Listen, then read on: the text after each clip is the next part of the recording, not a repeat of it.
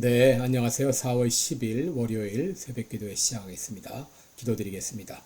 은혜로우신 우리 아버지 은총과 사랑을 감사합니다.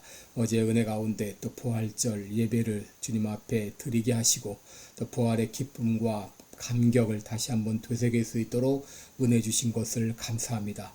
매 순간순간마다 예수님을 다시 살리신 하나님의 놀라운 능력을 힘입어 살아가는 우리 모든 성도들 되게 하여 주옵소서. 이 시간도 낙심과 절망 가운데 있는 분이 계십니까? 부활의 능력으로 다시 한번 소생하는 놀라운 역사가 일어나게 하여 주옵소서. 이 시간도 병중에 있는 우리 모든 성도들 긍휼을 베풀어 주시고 주의 능력의 손으로 어루만져 주시사 깨끗이 낫게 하여 주옵소서. 오늘도 주님 앞에 의탁하며 예수님의 이름으로 기도드리옵나이다. 아멘. 네, 오늘 찬송가 166장 부르겠습니다. 싸움은 모두 끝나고 166장입니다. 예전 찬송가는 156장입니다.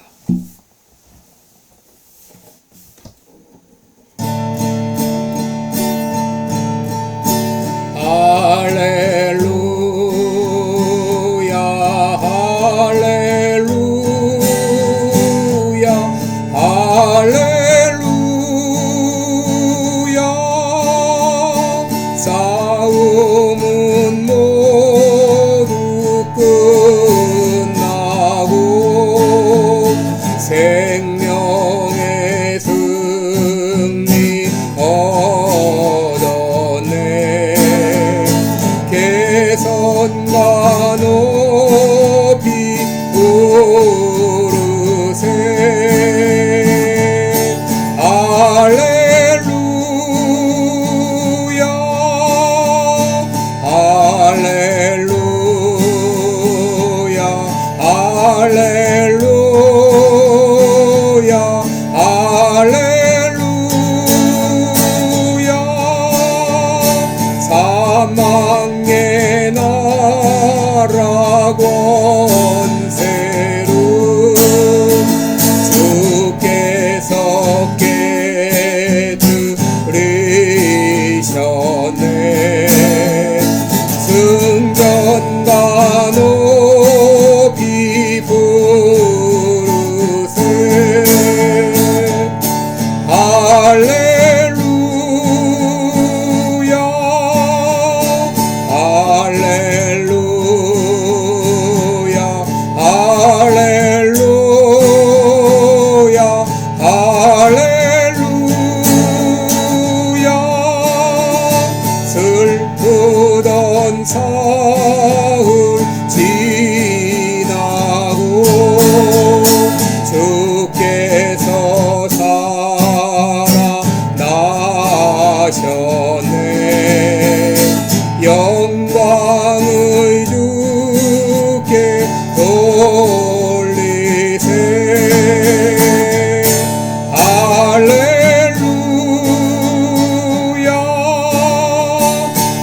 할렐루야 할렐루야 할렐루야 사망의 문을 잠그고 생명의 문을 여셨네. 부활의 찬송 부르세. 할렐루야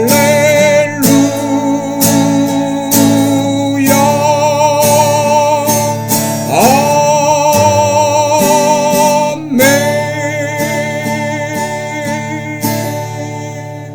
아멘. 네, 우리 오늘 같이 보실 말씀은 에스겔, 구약성경 에스겔입니다. 에스겔 37장 1절로 10절까지 보겠습니다. 에스겔 37장 1절로 10절까지 1210쪽입니다. 제가 봉독해 드립니다. 여호와께서 권능으로 내게 임하시고 그 신으로 나를 데리고 가서 골짜기 가운데 두셨는데 거기 뼈가 가득하더라. 나를 그 뼈 사방으로 지나게 하시기로 본즉 그 골짜기 지면에 뼈가 심이 많고 아주 말랐더라. 그가 내게 이르시되 인자야 이 뼈들이 능히 살겠느냐 하시기로 내가 대답하되 주 여호와여 주께서 아시나이다. 또 내게 이르시되 너는 이 모든 뼈에게 대언하여 이르기를 너희 마른 뼈들아 여호와의 말씀을 들을지어다. 주 여호와께서 이 뼈들에게 말씀하시기를 내가 생기로 너희에게 들어가게 하리니 너희가 살리라. 너희 위에 힘줄을 두고 살을 입히고 가죽으로 덮고 너희 속에 생기를 두리니 너희가 살리라. 또 나를 여호와인 줄 알리라 하셨다라. 이에 내가 명을 조차 대언하니 대언할 때에 소리가 나고 움직이더니 이 뼈 저 뼈가 들어맞아서 뼈들이 서로 연락하더라. 내가 또 보니 그 뼈에 힘줄이 생기고 살이 오르며 그 위에 가죽이 덮이나 그 속에 생기는 없더라. 또 내게 이르시되 인자야 너는 생기를 향하여 대언하라. 생기에게 대언하여 이르기를 주 여호와의 말씀에 생기야 사방에서부터 와서 그 사망을 당한 자에게 불어서 살게 하라 하셨다라. 이에 내가 그 명대로 대언하였더니 생기가 그에게 들어가매 그들이 곧 살아 일어나서 서는데 극히 큰 군대더라. 아멘. 네, 우리 오늘은 본문 말씀을 가지고 너희가 살리라 이런 제목으로 어저께 했던 설교를 요약해서 말씀드립니다. 여러분 오늘은 어제는 예수님께서 십자가에 달려 죽으셨다가 사흘 만에 다시 살아나신 부활주일입니다. 오늘 부활주일을 맞이해서 여러분과 여러분의 가정에 하나님의 크신 은혜와 능력이 함께 하시기를 기원합니다. 여러분 선지자 예스겔은 주전 597년 바벨론의 포로로 잡혀가 27년 동안 예언 활동을 했던 제사장 출신의 선지자였습니다. 그는 25세 포로로 잡혀가 운하 건설공사에 징발되어 노역하던 중 나이 30에 하늘이 열리는 하나님의 계시를 경험하고 선지자로 부름을 받게 되었습니다. 에스겔은 왕이 포로로 잡혀가고 예루살렘 성전은 무너지고 조국 유다가 멸망하여 백성들이 이제 도저히 희망을 갖지 못할 그때에 하나님의 말씀을 전하도록 선지자로 부름을 받은 것입니다. 에스겔은 바벨론에서 우울하고 절망적이고 답답한 포로 생활을 계속하고 있었습니다. 그런데 어느 날 하늘이 열리는 광경을 목격했습니다. 에스겔 1장 1절을 보면 제30년 4월 5일에 내가 그 발 강가에 있더니 하늘이 열리며 하나님의 이상이 내게 보이더니 라고 했습니다. 여러분 하나님께서 그에게 놀라운 이상을 보여주신 것이죠. 그런데 어느 날 하나님은 또 다른 경험을 하게 하십니다. 에스겔을 공동묘지로 데려가셨습니다. 1절을 보시면 여호와께서 권능으로 내게 임하시고 그 신으로 나를 데리고 와서 골짜기 가운데 두셨는데 라고 했는데 여러분 여기 데리고 갔다 이 말은 강제로 끌고 갔다 그 말입니다. 하나님께서 그 골짜기로 에스겔을 강제로 끌고 가신 것입니다. 그런데 여러분 그 골짜기는 보통 골짜기가 아니라 해골들이 가득한 골짜기였습니다. 이것은 원래 공동묘지였지만 시간이 지나면서 또 오랫동안 관리가 되지 않아서 뼈들이 바깥으로 나와 장기간 노출되어 있는 그래서 그 뼈들이 바싹 말라 있는 이런 해골이 둥글고 있는 그런 골짜기였습니다. 여러분 하나님께서 에스겔을 이곳으로 데려가신 이유가 무엇인가요? 이것은 당시 이스라엘의 절망적인 상황을 상징적으로 보여주신 것입니다. 너무 바싹 말라서 금방이라도 부서질 것 같은 이런 뼈들, 어느 희망도 찾을 수 없는 이런 상황들, 이것이 당시 이스라엘의 모습이었습니다. 그런데 그때 하나님은 에스겔에게 이해할 수 없는 질문을 하십니다. 그것은 이 뼈들이 능히 살겠느냐 하는 것입니다. 왜 하나님께서 이 질문을 하셨을까? 여러분 골짜기의 이 뼈들은 이미 죽어서 수백 년이 흐르고 수십 년이 흘러서 다시 살 수 있는 가능성은 전혀 없습니다. 그럼에도 하나님이 이 질문을 하신 이유가 무엇이죠? 이것은 바로 이스라엘의 현실을 가르쳐주기 위함이었습니다. 이스라엘의 현실이 마치 마른 뼈다귀와 같이 도저히 생존 가능성이 없는 이런 상황이라고 하는 것이죠. 더 나아가서 하나님이 이 질문을 하신 이유는 비록 도무지 소망 없는 마른 뼈다귀지만 주님께서는 소생시킬 수 있다는 것을 가르쳐주기 위함입니다. 여러분 5절에 보시면 주 여호와께서 이 뼈들에게 말씀하시기를 내가 생기로 너희에게 들어가게 하리니 너희가 살리라 라고 말합니다. 내가 이 뼈들에게 생기를 넣겠다. 그러면 살 것이다 라고 말합니다. 여러분 요한복음 11장에 예수님이 나사로를 살리실 때에 무덤을 가로막고 있는 돌을 옮겨 놓으라 라고 말씀하십니다. 그때 나사로의 누이였던 마르다가 뭐라고 말합니까? 죽은 지가 나흘이 되었음에 벌써 냄새가 나나이다 그랬습니다. 여러분 이 말은 이제 왜 문을 열라고 하십니까? 이것은 어리석은 일입니다. 아무 도저히 가능성이 없습니다. 그런 말입니다. 그런데 그때 예수님 말씀하시기를 내 말이 내가 믿으면 하나님의 영광을 보리라 하지 않았느냐라고 말씀하십니다. 여러분 예수님도 죽어 썩어져가는 나사로를 알고 계셨습니다. 그럼에도 돌을 옮겨 놓으라 라고 말씀하신 것은 예수님께서 나사로를 살리시겠다고 하는 것이죠. 하나님이 에스겔에게 이 뼈들이 능히 살겠느냐 물으신 것은 하나님께서 이 뼈들을 능히 살리실 수 있다는 것을 보여주기 위함입니다. 여러분 하나님은 전능하신 하나님은 얼마든지 죽은 자도 살리시고 병든 자도 고치시고 마른 뼈로 일어나게 하실 수 있습니다. 그런데 하나님께서 오늘날 이런 생명의 역사를 어떻게 인도하시는가? 놀랍게도 나를 통해서 이러한 일들을 일어난다고 하는 것입니다. 물론 마른 뼈로 살게 하시는 것은 하나님의 역사입니다. 그런데 하나님께서 이 생명의 역사를 우리와 함께 하시기를 원하십니다. 이를 위해서 하나님은 에스겔에게 먼저 뼈가 있는 골짜기로 가라라고 말씀하시죠. 왜 하나님께서 에스겔을 부르셨나요? 바로 마른 뼈를 살리는 이런 생명의 역사에 동참하라고 그를 부르신 것이죠. 만약에 에스겔이 그 명령에 불순종한다면 아무 일도 일어나지 않을 수 있어요.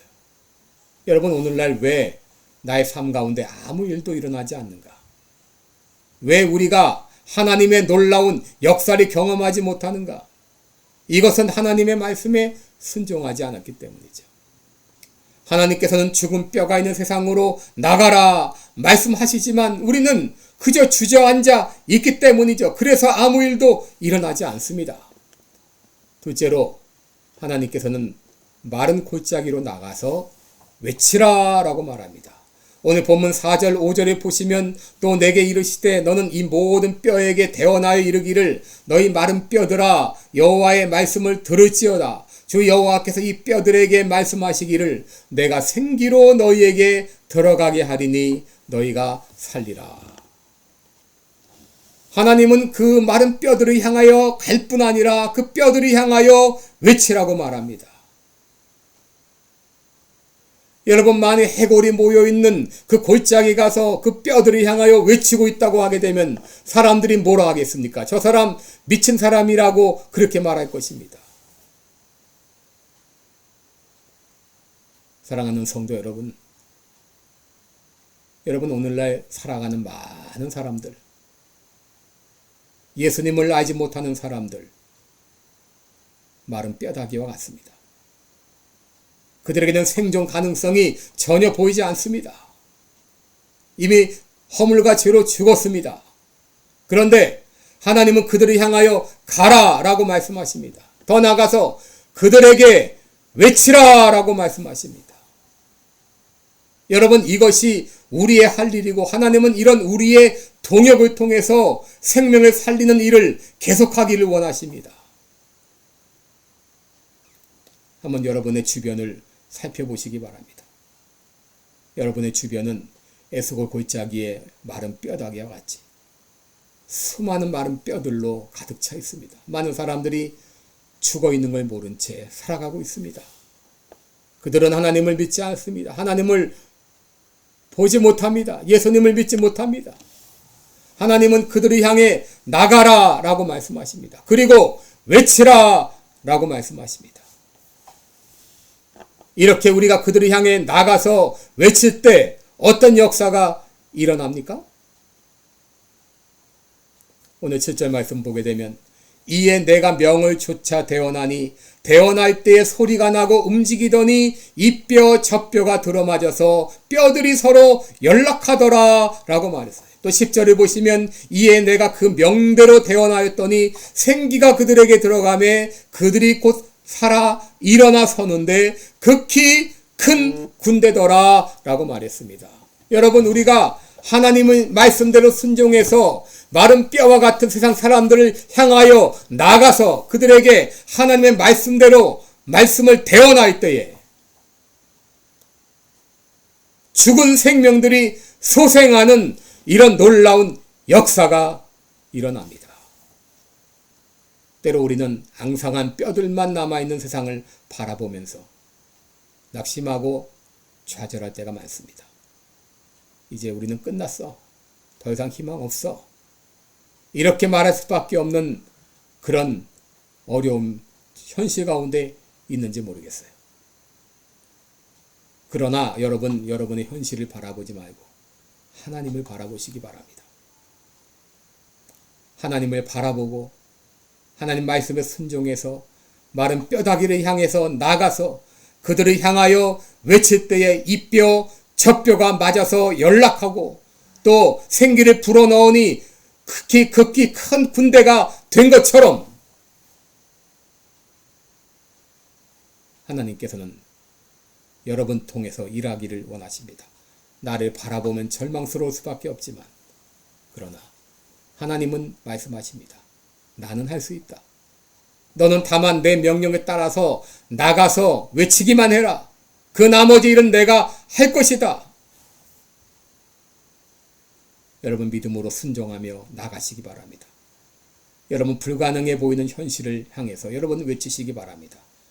고치지 못하는 질병을 향하여 여러분 외치시기 바랍니다. 가능성 전혀 보이지 않는 사람을 향하여 여러분 외치시기 바랍니다. 도저히 어떻게 할 수 없는 불가능한 현실을 바라보며 여러분 나아가서 외치시기 바랍니다. 여러분 하나님 말씀대로 외칠 때에 마른 뼈다귀들이 살아나는 이런 놀라운 역사가 있을 것입니다. 기도하겠습니다. 은혜로우신 우리 하나님 아버지 고맙습니다. 부활의 아침을 지냈습니다. 예수님은 사망의 권세를 깨뜨리시고 죽은 자 가운데 다시 살아나셔서 부활의 첫 열매가 되셨습니다. 하나님은 불가능을 가능케 하시고 죽은 자를 살리시는 하나님이십니다.